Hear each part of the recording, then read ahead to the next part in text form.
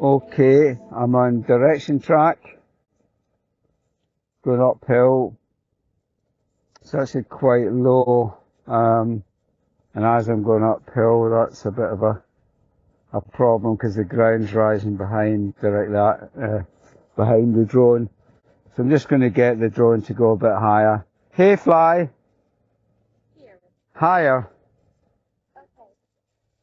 And I've got to keep moving. As soon as I stop in direction track, it basically, after about 3 to 5 seconds, it cancels and comes in, which is a bit of a pain if you're doing things or you hesitate. Particularly noticeable when I was skiing, putting on gloves, etc., or getting on my bike. Anyway, so I'm going to do another synchronization clap with this. So,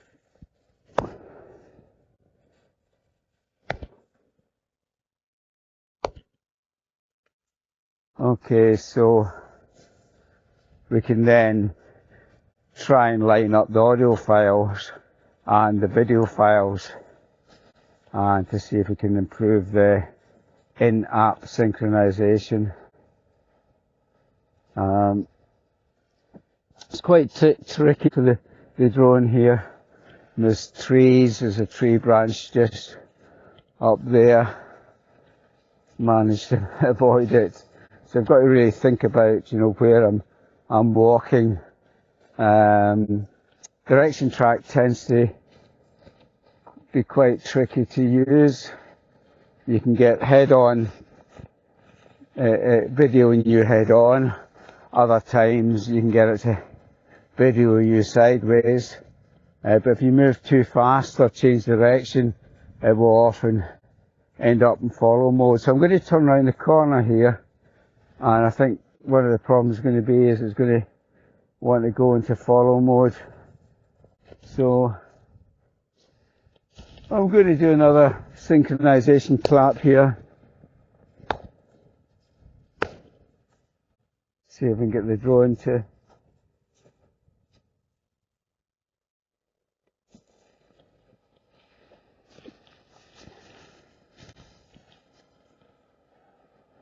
So I'm really watching because there's a lot of trees, branches sticking out. So it's got me on side profile just now, which is actually quite nice, but initially, it was in front of me. If I go a bit faster, it'll end up behind me. But be interesting to see. It should be a video. So I'm just going to stop for several seconds, and what usually happens is it will cancel in either 3 to 5 seconds. So I'm going to stop now. 2, 3, 4, 5. So at 5 seconds it comes back in. Anyway, so I'm going to do another synchronization clap with this. So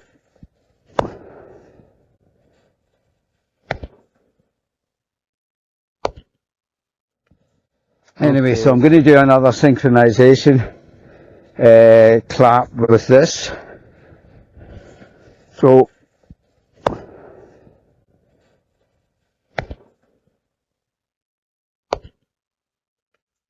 okay.